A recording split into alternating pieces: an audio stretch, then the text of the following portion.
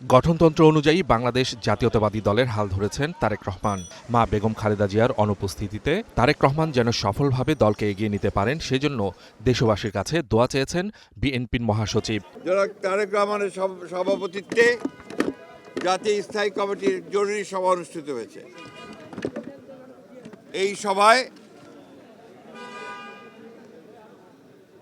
জাতীয় স্থায়ী কমিটি ইতিমধ্যেই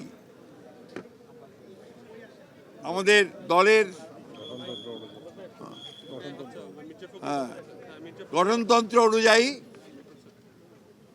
দলের ভারপ্রাপ্ত চেয়ারম্যান জনাব তারেক রহমান চেয়ারম্যানের দায়িত্ব গ্রহণ করায় সন্তোষ প্রকাশ করেছে। স্থায়ী কমিটির বৈঠক শেষে সাংবাদিকদের সাথে তারেক রহমানের উত্তরাঞ্চল সফর নিয়েও কথা বলেন দলের মহাসচিব মির্জা ফখরুল। আগামী 11 জানুয়ারি 2026 থেকে জাতীয় নেতা মৌলানা আব্দুল হামিদ খান ভাসানী ও 2024-এর ছাত্রগণ অভ্যুত্থানে শহীদ আবু সাইদ সহ অন্যান্য শহীদদের প্রতি শ্রদ্ধা জানানোর জন্য তাদের কবর জিয়ারত এবং কিছু পারিবারিক দায়িত্ব পালনের জন্য দেশের উত্তরাঞ্চলের কয়েকটি জেলা সফর করবেন বলে সিদ্ধান্ত নেওয়া হয়েছিল।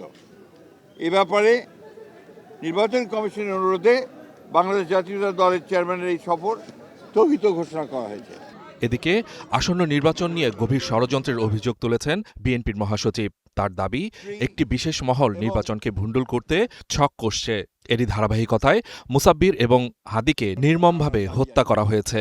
আমরা বারবার করে এ কথা সরকারকে এবং নির্বাচন কমিশনকে জানিয়েছি, জানাতে চাই আবারও, যে এই ধরনের হত্যাকাণ্ড ঘটতে থাকলে এই দেশে নির্বাচনের পরিবেশ বিনষ্ট হবে। যে কোনো হত্যা বন্ধে দ্রুত পদক্ষেপ নেওয়ার আহ্বান জানান দলের মহাসচিব মির্জা ফখরুল ইসলাম আলমগীর।